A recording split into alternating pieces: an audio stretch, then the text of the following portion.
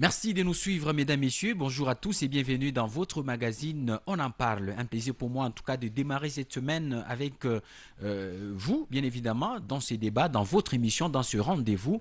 Et donc, aujourd'hui, nous allons parler encore de la situation politique que traverse notre pays, la République démocratique du Congo, avec un dialogue national en vue.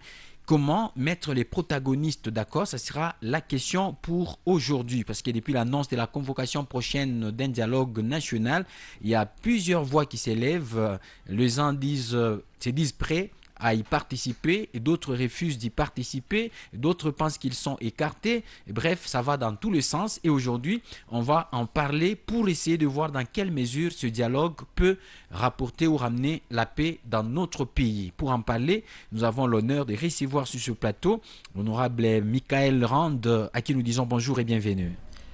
Bonjour Monsieur Ephraim, bonjour à tous les Congolais et Congolais qui nous suivent en ces moments, ici au Lualaba et partout dans le monde. Je rappelle que vous êtes analyste politique et nous avons également M. Nesti Kaswinde qui est de l'UDPS. Bonjour et bienvenue. Merci, Monsieur Ephraim. Je dis aussi bonjour et bon après-midi à tous les auditeurs et auditrices qui nous suivent en cet précis moment. Merci. Mesdames, Messieurs, avec eux, nous allons parler justement de ce dialogue. Mais commençons par cette nouvelle. La province du Lualaba est en proie à l'insécurité. Les autorités sont appelées à s'épancher vraiment dans ces dossiers, dans ce fléau qui frappe la population, qui met mal à l'aise la population de la province du Lualaba en général et de la ville de Kolwezi en particulier. Et donc, les autorités sont appelées à prendre leurs responsabilités parce que la population se sent vraiment en insécurité et il ne se passe pas un jour sans que des cas d'insécurité ne soient signalés. Nous allons y revenir peut-être en profondeur très prochainement. Mais aujourd'hui, revenons sur cette question du dialogue national dans notre pays. C'est vrai que le pays est en guerre, le pays est agressé, la rébellion de l'AFCM 23 est en train de mener la guerre, en tout cas sur le terrain. De l'autre côté, il y a les politiques qui sont en train notamment de parler pour le dialogue national depuis que le chef de l'État a levé cette option. Mais nous voulons nous poser un certain nombre de questions. Est-ce que vraiment de ce dialogue viendra vraiment la paix? C'est la question principale. Quel est le format du dialogue qu'il faut pour qu'il y ait la paix? Alors, on en parle ici. Monsieur Michael Rand, on va déjà commencer avec vous. Nous voyons que les voix s'élèvent, les gens sont vraiment divisés. Depuis que le chef de l'État a levé l'option de convoquer un dialogue national inclusif, et il a confié cette mission aux responsables d'église. Maintenant, est-ce que vous pensez que ce dialogue doit avoir quel format finalement? Parce qu'il y a des gens qui rappellent le dialogue des Sun City, disant que malgré cela, ce dialogue n'avait pas résolu définitivement la crise dans notre pays. Et celui-ci, comment il doit être pour que nous arrivions à obtenir la paix que nous recherchons? Merci beaucoup de la question, Monsieur Ephraim. Et encore une fois, au nom du peuple congolais, nous vous disons merci pour cette thématique que vous avez choisi aujourd'hui à l'intérêt de notre pays. À l'entrée des jeux, j'aimerais dire ceci. Le dialogue, c'est un mode de gestion pacifique des conflits dans un État. Donc c'est un moyen de résoudre des conflits dans un État. Donc il y a beaucoup de moyens, il y a beaucoup de mécanismes pour résoudre les conflits dans un État. Parce qu'une fois encore, je l'avais dit ici, tant que l'État existe, un pays, ordinairement parlant, les conflits demeurent également. Donc, ce que nous sommes en train de vivre aujourd'hui dans notre pays, nous avons vécu ça il y a des années et on pourra encore revivre ça. C'est-à-dire les conflits, les agressions, l'insécurité, c'est collé à l'État. C'est pourquoi les dialogues également, c'est un des moyens de résolution pacifique des conflits dans un État. Vous êtes sans ignorer qu'on en a eu beaucoup dans ce pays. On a eu le dialogue en 2002, nous avons eu un dialogue en 2000, concertation nationale 2003, il y a eu un dialogue en 2016, bref, il y en a eu beaucoup. Alors, chaque fois qu'il y a des conflits dans un État, il y a beaucoup de moyens, des mécanismes qu'il faut mettre en place pour, n'est-ce pas, résoudre ces conflits. Il y a ceux qui recourent aux armes pour créer des rébellions, il y a ceux qui recourent, n'est-ce pas, aux médiations internationales, et il y a ceux qui se décident pour se mettre autour d'une table au niveau national pour résoudre ces problèmes. C'est dans ces cas-là que ce dialogue ici, qui est déjà annoncé par les porte-paroles du gouvernement et aussi par les prêtres qui ont été reçus par le chef de l'État. Ils ont annoncé que le président de la République a vraiment levé l'option de convoquer un dialogue national. Voilà, c'est là qu'on peut comprendre dans ce sens-là l'entrée des jeux de l'émission. Et... Mais dans les contextes actuels, est-ce que vous croyez vraiment que de ces dialogues viendra la paix? Écoutez, M. Frahim, chaque dialogue a son contexte. Ok? Et chaque dialogue a ses objectifs et ses finalités. Alors, les enjeux politiques et les réalités politiques, les contextes, c'est différent. Si vous prenez les contextes du dialogue de Sun City, vous prenez les concertations 2003, vous prenez la situation politique de 2016 et la situation actuelle, ce n'est pas la même chose. Donc, les dialogues qui sera annoncé ou qui sera, n'est-ce pas, convoqué par ordonnance présidentielle que nous sommes en train d'attendre, il faut s'attendre que ça ne sera pas le même dialogue que celui qu'on a eu en 2016 ou les dialogues passés, parce que les enjeux politiques, les réalités politiques ne sont pas les mêmes. Et la finalité, les objectifs d'un dialogue, c'est vraiment la paix, la cohésion nationale, l'unité nationale, et renforcer, n'est-ce pas, la sécurité, veiller à l'intégrité du territoire national, veiller à ce que le pays soit en sécurité sur tous les plans économiques, militaires et ainsi de suite. Ça, c'est vraiment les objectifs traditionnels d'un dialogue. Quand on se met autour d'une table, ce n'est pas une opportunité pour les politiques pour se partager le pouvoir, mais c'est beaucoup plus pour résoudre des questions importantes, comme des questions liées à la sécurité, des questions liées à la paix, des questions liées à la cohésion nationale. Ça sont des questions principales importantes qu'un dialogue peut résoudre. Alors, les dialogues ici annoncés récemment, c'est un dialogue qui vient dans un contexte un peu spécial, lequel notre pays est agressé. Nous avons une grande partie de la République qui est sous occupation d'un pays voisin, sous couvert de quelques Congolais qui se sont réunis autour du mouvement AFC M23. Et notre pays est agressé et occupé. Il faut le dire, pendant plus de 2 ans, nous sommes agressés. Et c'est un dialogue qui est un peu dans un cadre un peu différent des autres cadres. Alors, merci beaucoup, monsieur Michael. Alors, on va revenir à vous. Monsieur Nesti, lorsque le chef de l'État a pris la décision d'élever l'option pour convoquer ce dialogue national, déjà, au niveau du pouvoir, est-ce qu'ils se sont finalement rendus compte que cette crise ne peut être résolue que par le dialogue? En tout cas, merci beaucoup, monsieur Ephraim, pour cette parole. Nous pensons que aujourd'hui, nous parlons sur un sujet qui est très, très important pour tout Congolais, parce que nous savons depuis un moment, il y a eu beaucoup de gens qui ont parlé par-ci, par-là concernant la question du dialogue, mais à chaque fois qu'on passait ici, on disait surtout que c'est le président de la République qui est l'unique Congolais habilité à organiser les dialogues. Alors, si aujourd'hui le président Tshisekedi s'est donné le luxe d'approcher les confessions religieuses et puis leur dire qu'il est prêt pour le dialogue, cela veut dire le président s'est mis au milieu et il a compris qu'il faut que les Congolais puissent approcher autour de lui, qu'ils puissent échanger sur des questions sensibles, sur des questions de la République. Maintenant, par rapport à la question que vous venez de poser, aujourd'hui, les dialogues, ce n'est pas une question de favoritisme ou encore une question d'ouvrir des chemins pour des gens qui n'ont pas vraiment cette mobilité ou encore cette, je peux dire, cette opportunité, parce que nous savons qu'il y a de ces gens-là qui ne se sont pas bien comportés. Aussi longtemps que la République est notre dénominateur commun, nous avons l'obligation de respecter ces drapeaux. Nous avons l'obligation d'être toujours en communion avec ceux qui cadrent avec la République. Peu importe nos divergences politiques, peu importe le problème que nous pouvons justement rencontrer dans la politique, mais nous ne pouvons pas oublier que la République ne dépend pas d'un individu, mais la République dépend de tout Congolais qui a le sang qui circule dans sa veine. Alors, c'est vraiment décevant de voir que, à cette étape où le président de la République a accepté justement à mettre tous les Congolais autour d'une table, mais il y a de ces Congolais qui commencent peut-être à parloter par-ci, par-là. Nous nous demandons pourquoi ils parlent. Ils disent quoi concrètement? Ils disent que non.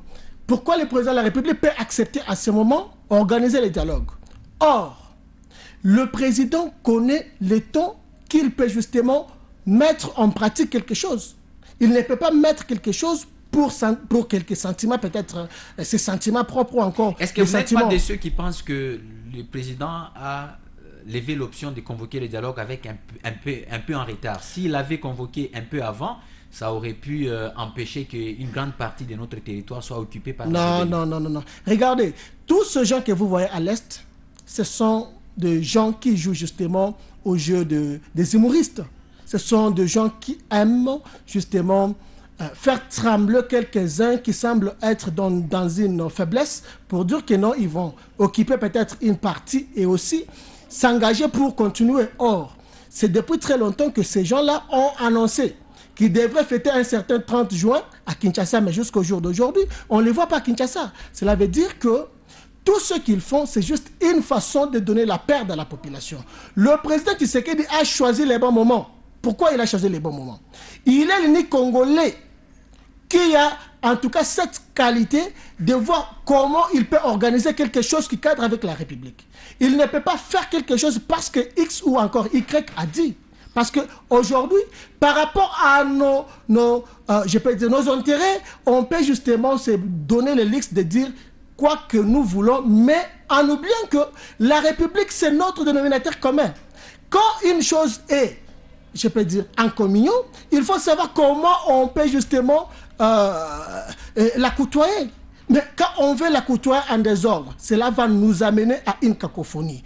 Or, le président, après avoir vu que si on marchait dans une cacophonie plutôt, on peut arriver à une déception de la République. Il faut qu'il puisse justement s'organiser, voir les bons moments où il peut lancer un message qui va mettre tous les Congolais ensemble afin de parler. Et puis, quand on parle de mettre tous les Congolais ensemble, ce n'est pas n'importe quel Congolais, parce que nous savons qu'il y a de ces Congolais-là qui ont accepté de tuer leurs propres frères pour leurs propres intérêts. Alors, ces Congolais-là ne peuvent pas avoir cette grâce de participer à cette table, parce que cette table est au moins importante pour ce genre. Monsieur Nesti, est-ce que vous pensez que les contextes actuels permet qu'on puisse voir qui écarter et qui inviter autour de la table? J'ai dit oui. Parce qu'il y a des observateurs qui pensent par contre qu'il faut prendre de tout le monde. Non, je ne suis pas en tout cas... je ne partage pas les mêmes avis. Je ne partage pas les mêmes avis avec ceux-là qui pensent qu'il faut prendre tout le monde parce qu'il y a de ces gens-là qui ont tué les Congolais. Alors concrètement, quelles sont les personnes que vous ne voulez pas voir sur la table? Nous voulons justement voir sur la table les gens qui n'ont pas touché au sang. Les gens qui ne se sont pas coalisés avec ceux-là qui ont mis la République en difficulté. Ceux-là qui n'ont pas mis la République en chaos. C'est ce que nous avons justement besoin. Nous ne voulons pas de ces gens-là qui sont... Et vous pensez que sans ceux-là, entre guillemets, qui ont touché le sang, vous pensez qu'on peut parler avec tout le monde sauf eux et on aura la paix? Monsieur Ephraim, ils sont là-bas depuis très longtemps, nous ne voyons pas ce qu'ils sont en train de faire. Et alors, nous ne pouvons pas avoir peur d'eux. Nous voulons justement parler avec ceux-là qui sont conscients. Ceux-là qui ne veulent pas justement toucher au sang pour que leurs intérêts puissent, je ne sais pas, être octroyés. Merci. Alors, monsieur Michael Rand, ça c'est l'avis d'un acteur politique de l'UDPS. C'est presque l'avis aussi du gouvernement à travers les porte-paroles du gouvernement qui a dit que ces dialogues ne concernaient pas tout le monde. Et par rapport même au contexte, parce qu'aujourd'hui, nous avons beaucoup plus voulu mettre un peu, contextualiser les choses et voir si vraiment, dans quelles conditions ou dans quel format on peut aboutir à la paix. Est-ce que vous pensez qu'il y a une catégorie des Congolais qui ne doivent pas participer à ces dialogues sous quelque prétexte que ce soit? Monsieur Ephraim, je pense que la question que nous sommes en train d'échanger ici, c'est une question très cruciale. C'est un sujet très important pour la République. Et nous sommes devant des millions de Congolais qui sont en train de nous suivre de partout dans le monde. Et donc on doit être conséquent de ce qu'on est en train de parler. J'aimerais d'abord dire que non, l'avis de mon co-débatteur, mon confrère qui est là, ce n'est pas l'avis du gouvernement de la République. Parce que le gouvernement ne s'est pas encore prononcé... sauf les porte-paroles qui avaient... Écoutez, oui. Le porte-parole n'a que donné une information. Parce que l'information qui a été donnée par les prélats ne sont pas habilités à donner des informations officielles. Ils ont été consultés par le président de la République, mais la personne qui est censée donner une information officielle au monde entier, c'est les porte-parole du gouvernement. C'est dans ces cadres-là qu'il a donné juste une information de ce qui s'est passé entre les prêtres. Et il est allé même vite en besogne pour donner les... Monsieur Ephraim, s'il vous plaît. Il nous a cité ceux qui doivent participer. Non. Il n'a pas cité que tel doit participer, tel ne doit pas participer. Il a donné l'information que le chef de l'État a levé l'option, qu'il y aura dialogue. Et il a dit, on va attendre... n'est-ce pas, la décision par signature de l'ordonnance présidentielle. C'est dans cette décision qu'il y aura les détails quant à ça. Soit vous ne l'avez pas suivi. J'ai suivi. Je l'ai suivi. Et même avant de venir, je l'ai suivi. Donc il y a ceci. La question qu'il faut se poser, c'est pourquoi le dialogue? Qu'est-ce qu'on veut? Je suis congolais. Je ne suis pas content quand je vois une partie de notre pays agressée, occupée par des rebelles. Les rebelles qui ne sont pas d'aujourd'hui, les rebelles que Félix Tshisekedi a trouvés ici. Les gens qui agressent ce pays depuis des décennies. Ça ne me plaît pas, j'ai des familles, j'ai des connaissances à Goma, à Bukavu, un peu partout. Et donc, il faut se poser la question, qu'est-ce qu'on veut quand on veut ce dialogue maintenant? Parce que Félix, il est encore à court de son mandat. N'est-ce pas? Il est encore là. Et pourquoi il veut ce dialogue? Si mon co-débatteur, mon ami, a la réponse à cette question, pourquoi? Qu'est-ce que le président cherche? C'est en répondant à cette question qu'on aura les participants à ces dialogues. Je ne sais pas si vous me comprenez. Là, je parle en tant que politique. Allez-y. Alors, qu'est-ce qu'on veut de ces dialogues? Je disais il y a quelques secondes que chaque dialogue a son contexte, ses enjeux politiques, son moment, sa période. En 2016, c'était un glissement, les élections devraient s'organiser, tout ça. Il y avait ces manœuvres là-bas de glisser. Et le pouvoir était en position de faiblesse. Et maintenant, là, ce n'est pas un pouvoir qui est en position de faiblesse parce qu'il est légitime. Mais comment et pourquoi les dialogues maintenant? Ce que nous sommes en train de chercher ici, c'est quelque chose, je ne sais pas si les Congolais qui sont en train de me suivre vont me comprendre. Allez-y, en des termes aussi plus clairs. Voilà, nous sommes la République démocratique du Congo. C'est notre pays, nous. Et cette partie de la République qui est déjà occupée, c'est notre pays. Et l'agresseur de cette partie, c'est les mêmes personnes qui sont venus ici après Mzee Kabila. Ils ont voulu occuper ces pays. On a tué les fils du pays qui est parti. Et puis, nous sommes restés avec l'ancien président, le président honoraire. Il y a eu les mêmes personnes qui sont venues au nom du M23 en 2013. Ils ont continué à assassiner les Congolais. Et maintenant, ils reviennent encore. Je l'avais dit ici, ils reviennent encore. Écoutez, la politique, quand quelqu'un veut venir s'aimer des... Attendez, je réponds à votre question. Monsieur Michael, s'il vous plaît, vous n'avez pas encore rencontré la question. Nous voulons savoir... Qui doivent et qui ne doivent pas participer. Voilà. Je n'ai pas oublié la question. Oui. J'y arrive.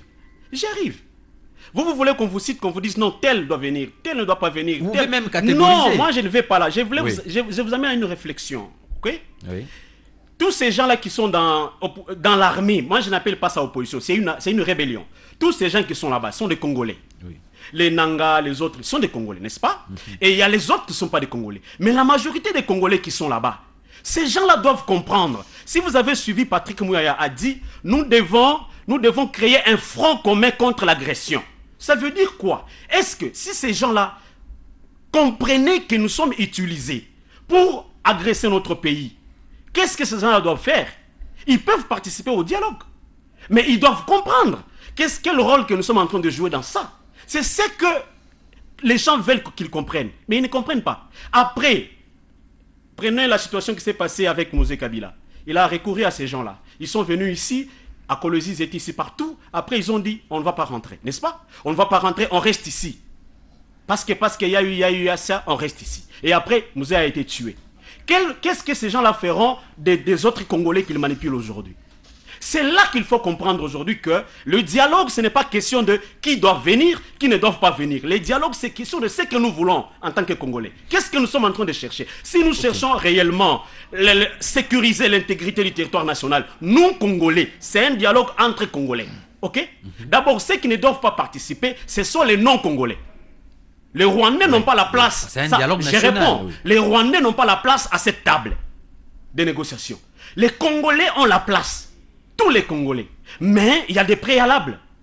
Quelqu'un ne peut pas venir parce qu'il est Congolais participer. Parce que ces dialogues, ce sont des linges sales qu'on lave en famille, en chambre. Il y aura des décisions qu'on va prendre, des stratégies politiques. On ne peut pas prendre vous qui avez été manipulé, qui venez, que vous êtes une top. Vous venez, on vous met dans la situation, dans les négociations et vous prenez les résolutions. Je comprends là où vous allez. écoutez, monsieur Michael. Donc ils doivent... Aujourd'hui, s'il vous plaît, Ok. les Congolais veulent comprendre, parce que quand on fait cette émission, on ne la fait pas vraiment pour juste pour parler ou faire la démonstration de ce que nous voulons parler. Voilà. Je voudrais vous inviter à commencer juste à répondre à mes questions. Parce que moi, je pose mes questions de manière à faire comprendre à ceux qui nous suivent. Voilà. L'objectif, c'est la sécurité de notre pays et la paix. Oui. Aujourd'hui, le format, bien sûr que tout n'est pas encore défini par rapport à ces dialogues, mais nous voulons savoir, parce que le gouvernement a déjà négocié, est en train de parler, il y a des pourparlers des Doha en fait, qui continuent, des pourparlers des Doha avec l'AFC M23, il y a l'accord de Washington avec le Rwanda, pays agresseur, avec la RDC, sous la médiation des États-Unis évidemment. Donc bref, on comprend que le gouvernement a tenté de chercher la paix par tous les moyens, n'est-ce pas? Alors, pour le cas échéant, la question c'est de savoir, est-ce que vous pensez que il y a une catégorie de Congolais qu'on doit inviter et une autre qu'on doit écarter pourvu que nous retrouvions la paix?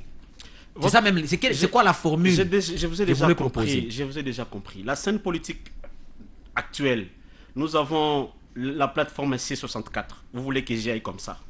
Il y a les C64 là-bas, Martin Fayoulou, Moïse Katumbi et les autres qui sont là-bas, Dili Sanga. Il y a les Sauvons, les Congo, ok? Il y a les Franck Diongo là-bas, les Seth Kikouni, les Joseph Kabele, les autres qui sont là-bas. Il y a l'AFC, etc. La question est, qui doit venir autour de cette table? Voilà. Je vous réponds pourvu que nous ayons les résultats. La réponse escomptés. est celle-ci. D'abord, les Congolais. Ok? Tous les Congolais qui ont l'amour de ce pays, les vrais patriotes doivent se retrouver autour de cette table. Ça, c'est ça la réponse que je vous donne. Parce que nous voulons créer un front patriotique des Congolais contre cette agression rwandaise. Moi, j'aimerais aller tout droit.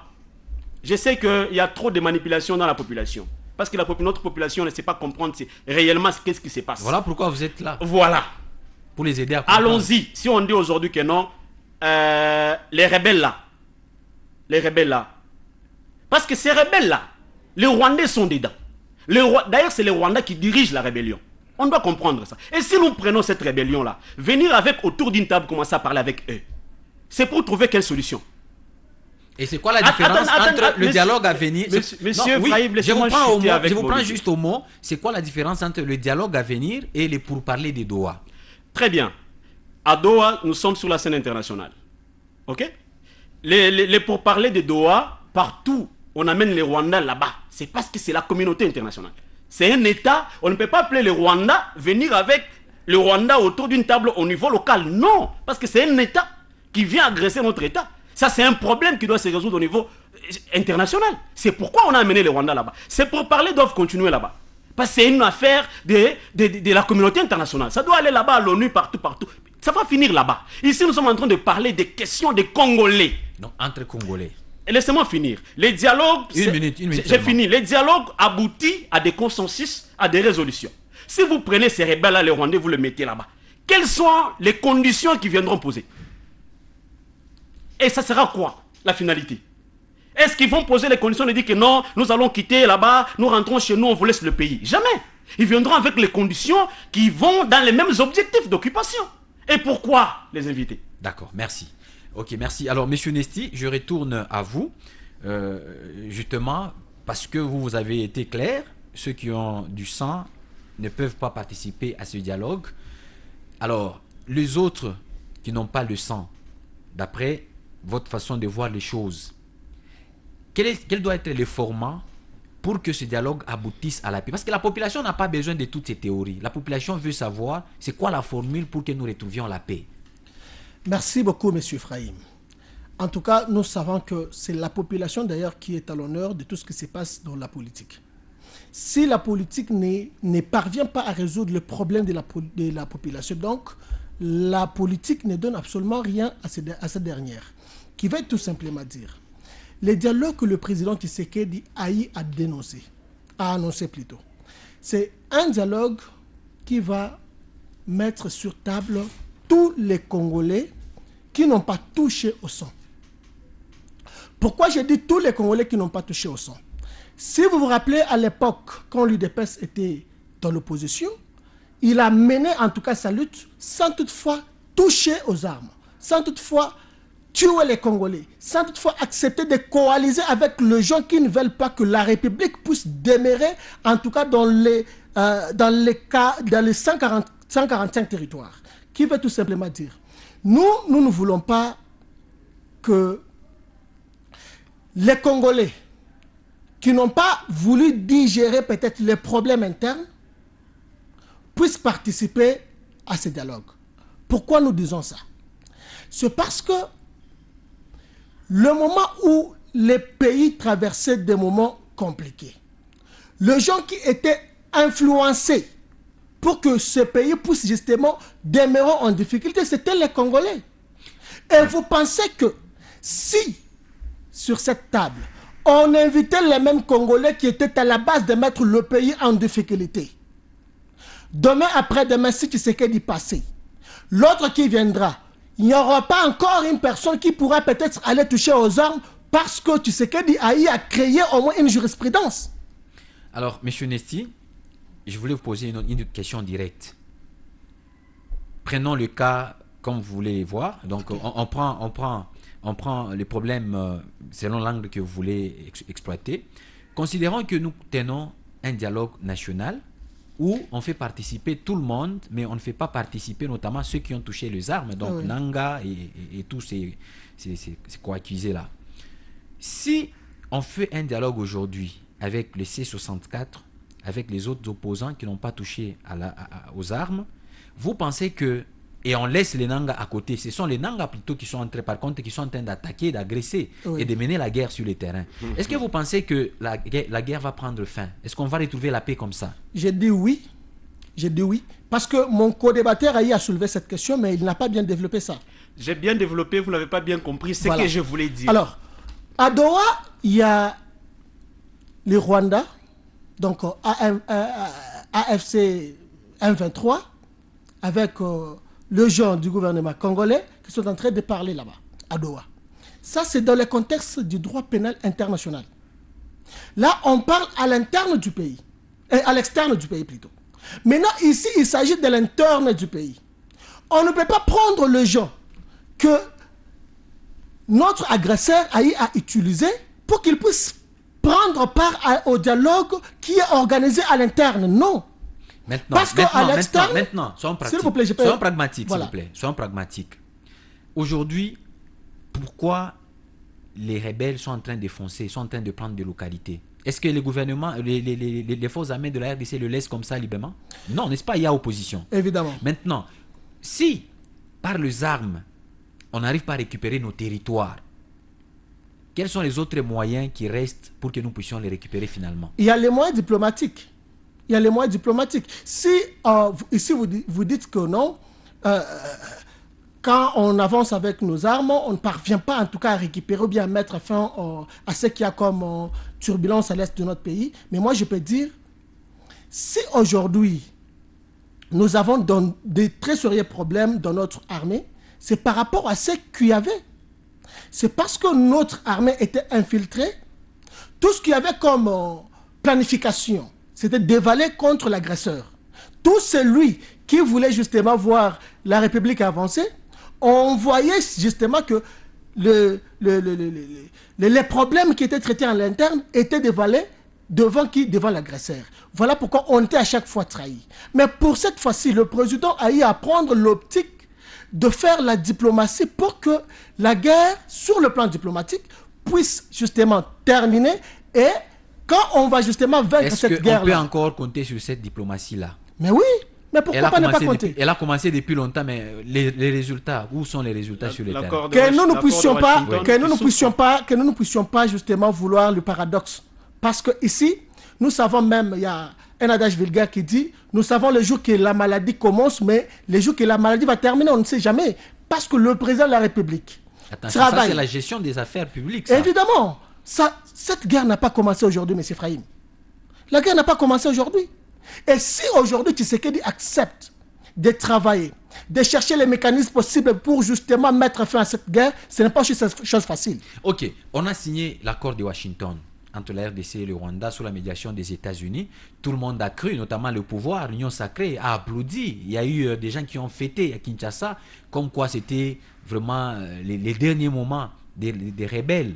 Mais on s'est rendu compte que malgré la signature de cet accord-là, sur le terrain, rien n'avance. Par contre, l'ennemi est en train de s'épanouir davantage. Ça, c'est sur le plan diplomatique. Sur le plan de la guerre, sur le terrain, il y a affrontement entre les gouvernements, les forces armées de la RDC et les mouvements rebelles. Oui. Alors, les rebelles, là, à ces jours, ils sont en train de progresser. Est-ce que vous ne pensez pas que là aussi, il y a une limite ? Et que la seule voie qui se laisse devant, la seule option, c'est peut-être le dialogue. Il n'y a personne qui n'a pas voulu de dialogue. Personne. Tout le monde est d'accord pour le dialogue. Maintenant, il y a une petite question qui se pose. Nous allons dialoguer avec qui? C'est là qu'il y a eu maintenant l'exception. Avec ceux qui nous agressent notamment. S'il faut même dialoguer dans ce contexte. Ceux-là qui nous agressent ne peuvent pas participer à ce dialogue parce qu'ils ont des sons. Si tu sais d'accepter aujourd'hui de dialoguer avec eux, maintenant, les familles qui ont au moins perdu la l'air, ils vont gagner quoi? Bien, merci. Je vous tiens là au mot. Je rappelle qu'on va ouvrir le téléphone d'un moment à l'autre. Les gens pourront aussi donner leur point de vue, les téléspectateurs. Pour chuter un tout petit peu, oui, allez-y. Je voulais justement dire, le président Tshisekedi ne peut pas donner l'accès aux gens qui ont tué les Congolais, qui ont laissé les enfants en étant orphelins, qui ont laissé par exemple d'autres familles qui n'ont même pas de famille et tout. Ne prenez pas les problèmes, c'est... Ne prenez pas de décisions à la place du président. Voilà. Je ne prends pas la décision. Il n'a pas encore parlé sur ça. Ça, c'est juste une façon de développer la question. Parce que ici, nous ne pouvons pas traiter la question de la République. Vous ne savez pas ce qu'ils pensent par rapport à nos sentiments. Attendons l'ordonnance présidentielle. Bien, nous attendons l'ordonnance, bien sûr, mais le président ne peut pas, en tout cas, commettre cette erreur de traiter avec les gens qui ont tué les Congolais. Il est le seul qui sait le pourquoi de ce dialogue. En tant que Congolais, c'est le premier déçu au cas où il accepterait cela. Écoutez, il ne peut pas le faire parce que à ce stade, c'est selon vous, en fait. En tout cas, je peux dire, c'est trahir la République. D'accord, merci beaucoup. Alors, on va faire 1 minute à chacun, juste pour rattraper peut-être ce que vous n'avez pas pu dire en cette période. Alors, monsieur Michael, entre dialoguer avec une opposition non armée qui ne constitue pas vraiment une menace contre la République et négocier avec ceux qui constituent une menace contre la République, vous privilégierez qui? Monsieur Ephraim, je reviens encore à la question de pourquoi on veut dialoguer. Ok? Je crois que mon co-débatteur ne me donnera pas la réponse maintenant parce qu'il n'a pas la réponse. Pourquoi on veut dialoguer? Le problème ici, l'opposition non armée, tous ces gens-là qui sont dans les C64 et tout ça, ils cherchent leur repositionnement politique. Ils se préparent aux élections, c'est tout. Ne les minimisez pas parce qu'ils ne prennent pas les armes. Je ne les minimise pas. Tout ce qu'ils cherchent dans leurs agendas là-bas, quand ils vont au dialogue, ils vont là pour se repositionner politiquement en se préparant aux élections. Rassurez-vous, il n'y a pas autre agenda. Les Délis et Sanga, les Fayoulou, les autres, ils se préparent pour les élections. Ok? Donc ici, quand je parlais de tous les Congolais se mettre autour d'une table, peut-être vous ne m'avez pas compris. Les Congolais là qui sont utilisés là-bas, les Nanga, les autres Congolais qui sont utilisés là-bas, ils savent très bien leur sort. Que c'est Kagame là-bas réserve à ces gens-là. Est-ce que si ces Congolais-là comprenaient que maintenant là, et qui est aussi, parce qu'au départ j'ai sauté les critères d'un dialogue qui est véritable, il y a les problèmes de la bonne foi. S'ils sentent qu'il y a la bonne foi à celui qui appelle les dialogues, il veut réellement qu'on parle de l'unité nationale, qu'on puisse reconstruire la cohésion nationale, ils comprennent ça.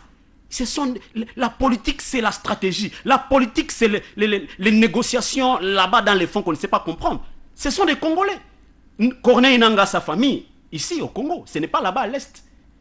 Est-ce que vous pensez qu'il ne sait pas, il ne sait pas que... L'Est n'est pas le Congo. Bon, quand je parle de l'Est, il est un peu loin de chez lui, son territoire natal. Il connaît très bien ce qu'il fait. La source de ces Corneille Nangaa là-bas, c'est quoi? Qu'est-ce qui a fait qu'il soit là où il est? Est-ce que si on arrivait à résoudre ces problèmes et les rassurer que, écoutez, ici, il y a question de la République. C'est ce que Mouya a dit, nous voulons former un front contre l'agression. Ça dit beaucoup cette phrase-là. Ces fronts là-bas, c'est pas dire on veut le former avec seulement les C64.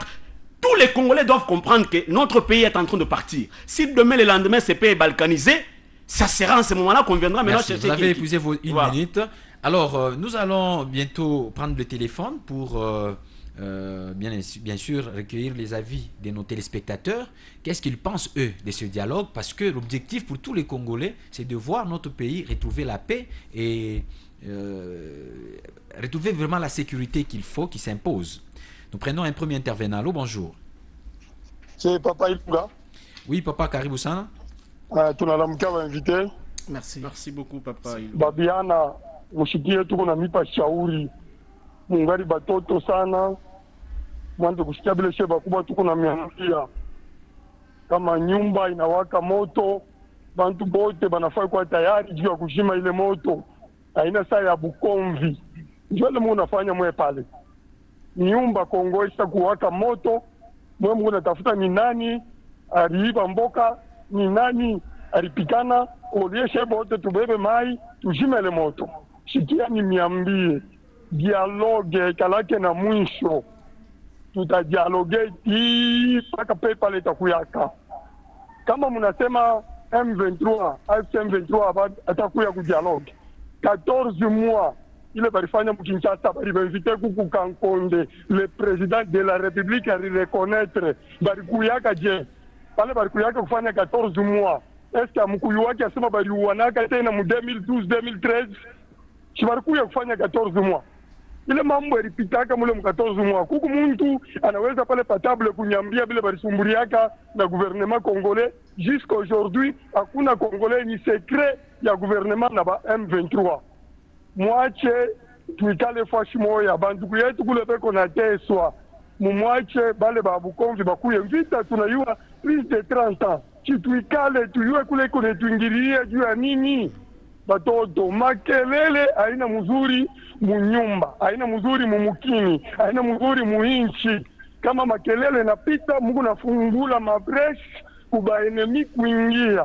Paske mwebe shebe ba Kongole mbele. Hapa tuko kungambo ya gouvernement. Atuseme sauti moya. Mbata na sauti yake, Kabuya na sauti yake, Aba na sauti ya Baso 64. Tu mwache mbele maporti politique. Tuende mbele musheba Kongole. Atuna na sauti moya. Est-ce tutamuvenkre ennemi? Kila muntu na byake faka vile mukumule. Kila muntu na byake. Est-ce que vous êtes capable ya kumuvenkre ennemi? Chumutuambie solution ni nini? Merci beaucoup. Kufika pa mwisho haitawezekana. Merci beaucoup, Papa Ilunga. Merci beaucoup. Biote mwisho. Merci beaucoup, Papa Ilunga. Du point de vue, nous Trafata Muzuri. 097 33 32 833 081 66 532 66. Allô, bonjour. Allô, bonjour monsieur Ephraim. Bonjour messieurs, vous appelez comment et d'où vous nous appelez? Oui, c'est Leader Kelintam. Nous vous écoutons. Depuis la ville de Kolosi. Merci. Voilà, je voudrais contribuer aussi avec ma réflexion par rapport au débat d'aujourd'hui. Vous savez que beaucoup de gens sont en train de suivre aujourd'hui la situation actuelle de notre pays. Je voudrais saluer d'abord les intervenants qui sont avec vous là-bas. Merci. Étant Congolais et patriotes, nous devons savoir qu'est-ce qui est à la base de cette guerre ou de cette agression. Depuis un temps, l'IDPS et le pouvoir n'a pas voulu dire la réalité aux Congolais. Hier, c'était Kabila. Avant-hier, c'était Kagame. Le président avait refusé même de dialoguer avec les M23. Il a dit, nous allons parler directement avec M. Paul Kagame. Ils sont partis à Doha. Ils sont partis signer l'accord de Washington avec M. Paul Kagame. Ça nous a apporté quoi? On a dit aux Congolais de marcher, de prier. Qu'est-ce que ça nous a apporté, M. Ephraim? Chers frères de l'IDPS, il n'y a pas moyen que les Congolais, le dirigeant, puissent se mettre tout autour d'une table, réfléchir et dire ouvertement quelle est la politique que le gouvernement a pour pallier à ces grands problèmes qui nous guettent. Mais aujourd'hui, nous avions vu que la priorité de notre Congo, c'est le changement de la Constitution et chercher à se maintenir au pouvoir. Mais nous sommes agressés. Quelle est la politique que le gouvernement central a mis sur table? Il n'y a absolument rien. Aujourd'hui, si on veut dialoguer sans sans Nanga, sans Kabila, est-ce que vous pensez qu'il y aura cet Est de la République sera récupéré? Parce qu'avec Kagame, nous avions déjà signé l'accord. Qu'est-ce que ça a donné? Il y a des gens qui sont en train d'embrouiller le chef de l'État, surtout ceux-là qui l'entourent. Le vrai problème du Congo aujourd'hui, rien ne va marcher si la situation qui nous prévoit, la situation de l'Est n'est pas encore résolue. Aujourd'hui, la priorité, c'est le changement de la Constitution. La priorité, c'est chercher à se maintenir au pouvoir. On ne peut pas nous tromper jusqu'à ce niveau. Merci. Nos frères de l'IDPS et les gens qui soutiennent le chef de l'État doivent cesser de distraire le chef de l'État. Ils sont venus ici avec la campagne de nous dire Fouati n'a pas le mandat, il a une mission. Monsieur Ephraim, où en sommes-nous avec cette campagne-là aujourd'hui? Vous allez vous rendre compte que si vous n'avez pas un mandat, vous n'allez pas exécuter une mission. Mais aujourd'hui, on veut nous flouer. Nous Merci, ne méritons Monsieur pas Kelly. encore ce genre de choses. Merci beaucoup, vous avez épuisé Ça- votre temps. Merci beaucoup en tout cas pour l'intervention. Sinon, vous avez épuisé votre temps. On va prendre un autre appel. Allô, bonjour.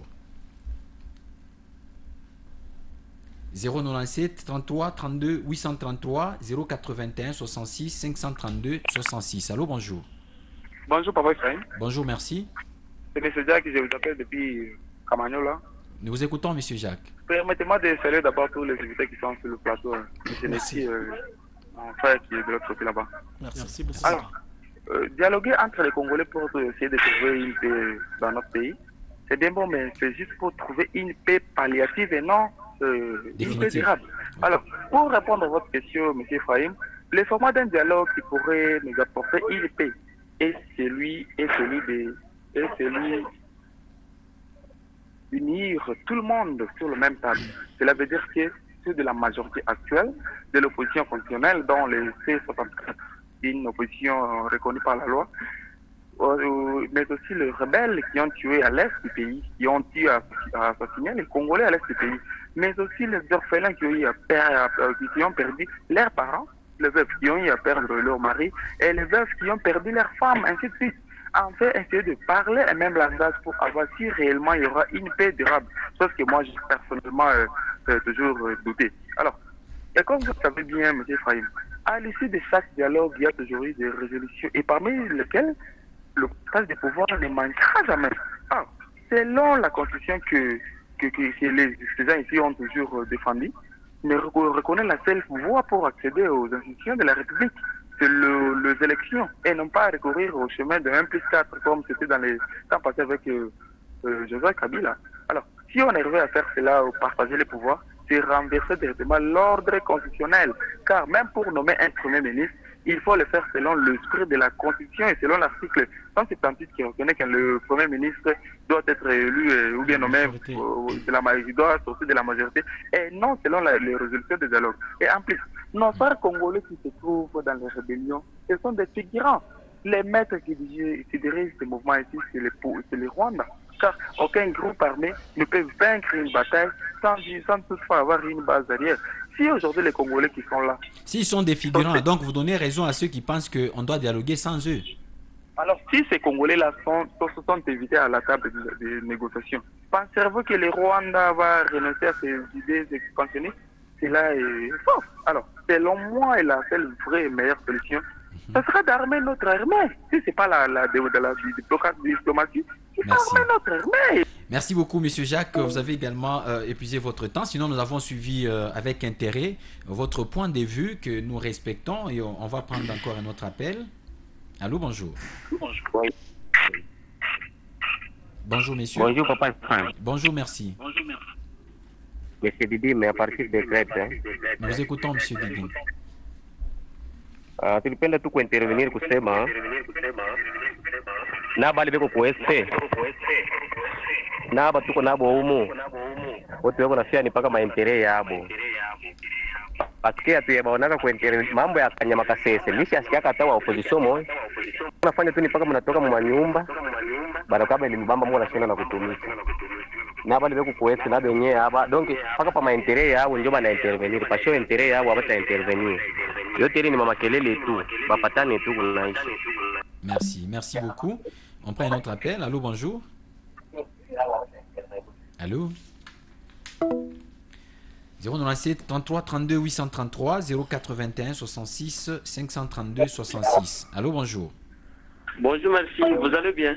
Oui, ça va. Vous appelez comment et vous appelez à partir d'où?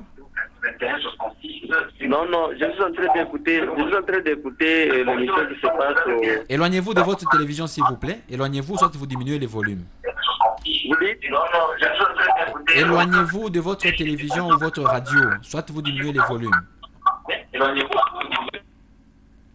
Si vous nous appelez, vous, Pierre, vous éloignez de votre télévision ou vous diminuez carrément le volume, ça va nous permettre de bien vous suivre. Allô, bonjour. Bonjour.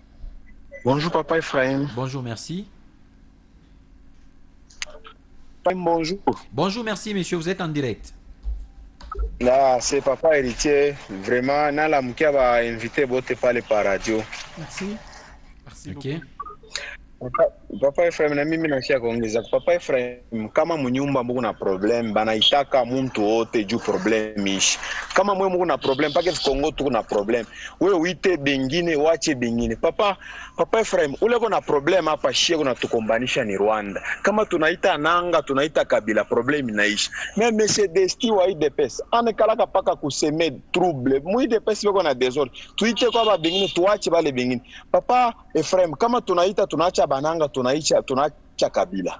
Eske njo dialogue njo vite taisha. Mais ule kuna tukombanisha shi ni Kagame. Tuite bale bantu yake tunakuwa tunanegosie na mambo inafanya inaisha. Pale ule pale bale benvitaka 14 mois. Mais c'est Destia shikuyoka sema président njo arabaitishaka 14 mois kuna. Pourquoi isumburia kana? C'est mieux tusumburie une fois pour toutes. Mambo inashangara bantu kwetu quest vita chaque jour. Kama tunasumburia na papa Ephraim, vita inaisha tunakuwa bien. Ole tusumburie na bengine vita itaishaka parce que aba opposa bengine bana na maarme. Ule opposa ko tukombanisha ule ko na maarme. Hapa ni Kagame na bananga. Kama tunabaita tunasumburia mambo inaisha. Papa Ephraim, mambo inaisha. Na yeko natafuta tujisumbure nabo.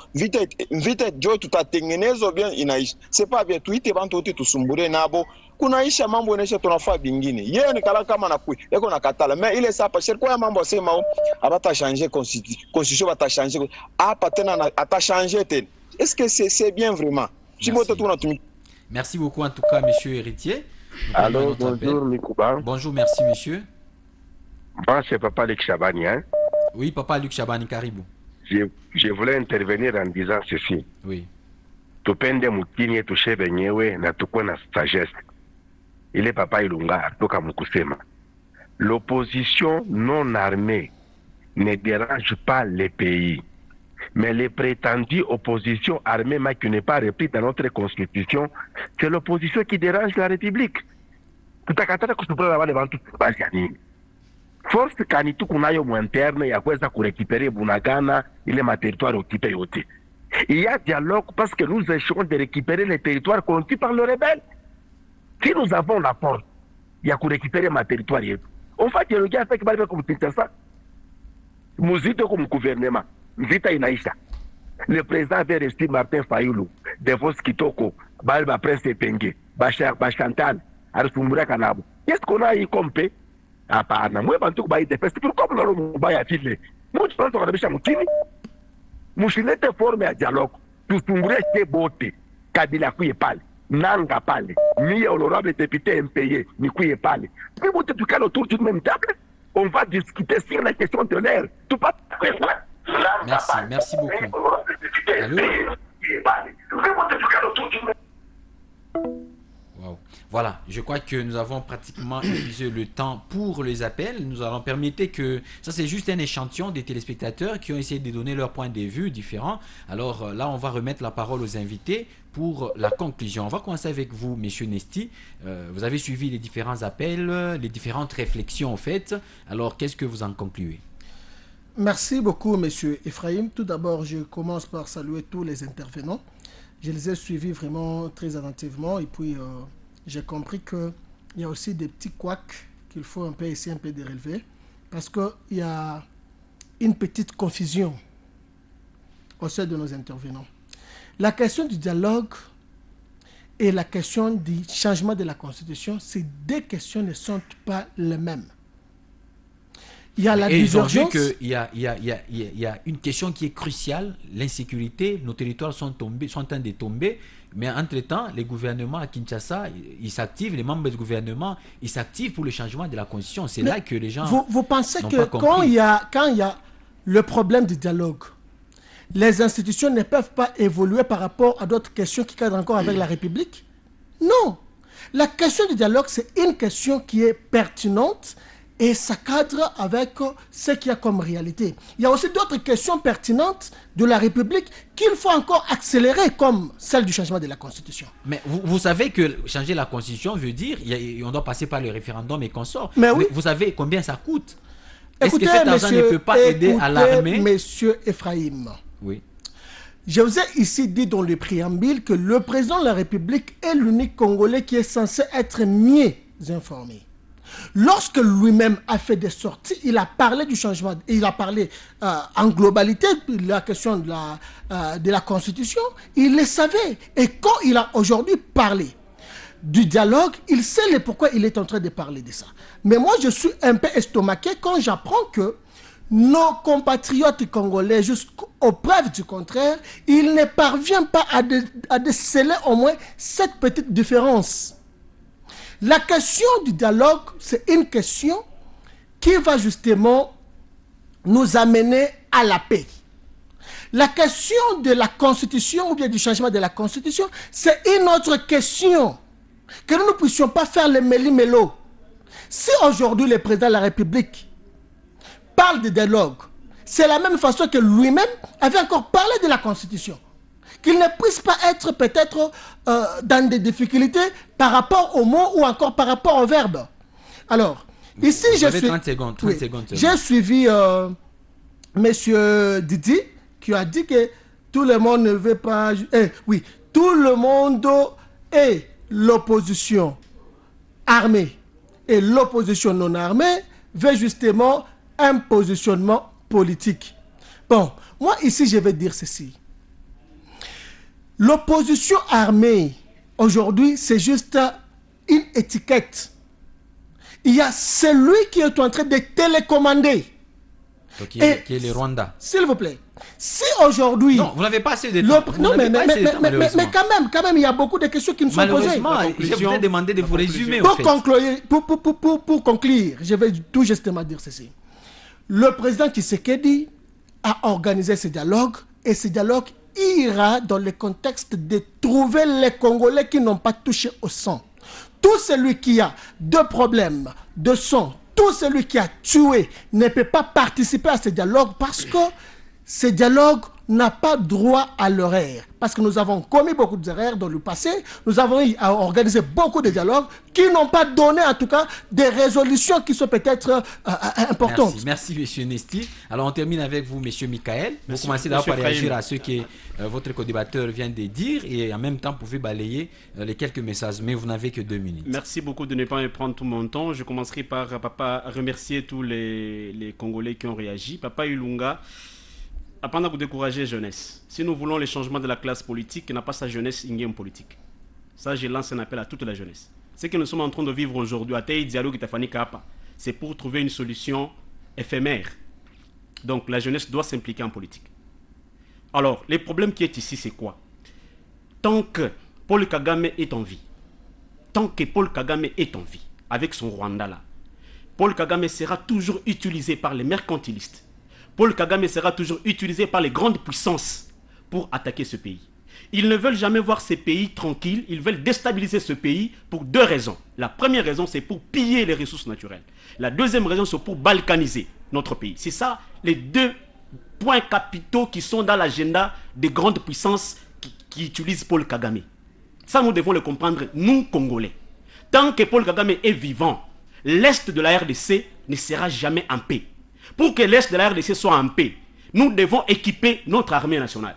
On doit être très fort sur le plan militaire pour prétendre sécuriser cette partie là-bas. Parce que les gens qui soutiennent Paul Kagame, ce n'est pas les gens des mondes. Ce sont les grandes puissances de ces mondes qui sont là, derrière, et ils sont en train d'exploiter les coltans, de l'or et toutes les richesses qui se trouvent là-bas à l'Est. Ça, nous devons les comprendre. Maintenant, les problèmes qu'il y a ici, les dialogues qu'il y aura ici, les dialogues qu'il y aura ici, qu'il soit là, qu'il ne soit pas là. C'est pour trouver une solution qui n'aura pas beaucoup de temps. Donc, nous demandons ici au président de la République de faire naître la confiance à tout le monde pour que tout le monde soit autour d'une table pour que le pays soit sécurisé. Merci beaucoup, on est arrivé à la fin. C'était un plaisir et je crois que prochainement on pourra encore revenir. Merci de l'invitation, M. Ephraim. Merci beaucoup.